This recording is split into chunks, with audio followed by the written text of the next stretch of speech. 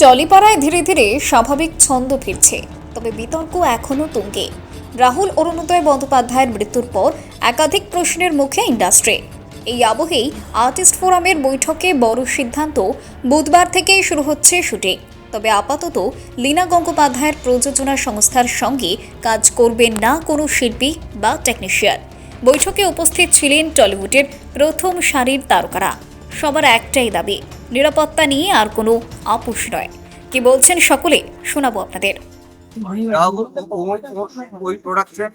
ওই প্রোডাকশনের সঙ্গে যুক্ত, ওই নামের সাথে যুক্ত, তাদের কারোর সাথে আমরা কোনো কাজ এই মুহূর্তে থেকে করবো না, যতক্ষণ না নয় পাবলিকলি বা আমরা জানতে পারি যে আমাদের রাহুল, আপনাদের রাহুল কি করে আমাদের ছেড়ে, কিভাবে ছেড়ে চলে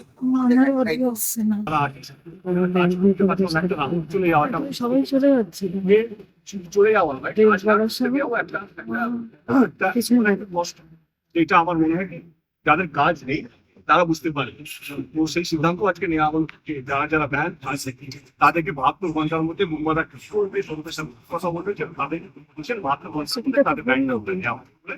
আমাকে যে বিষয়টা নিয়ে আমরা কনসার্ন ছিলাম সেটার আমরা 80% আজকে আমরা সম্মতি পেয়েছি। 20% কিছু টেকনিক্যাল সমস্যা আছে।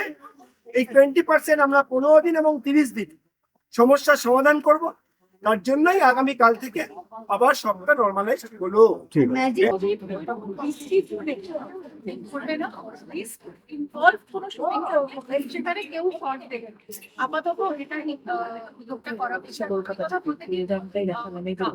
কে বলছে কথা রয়েছে না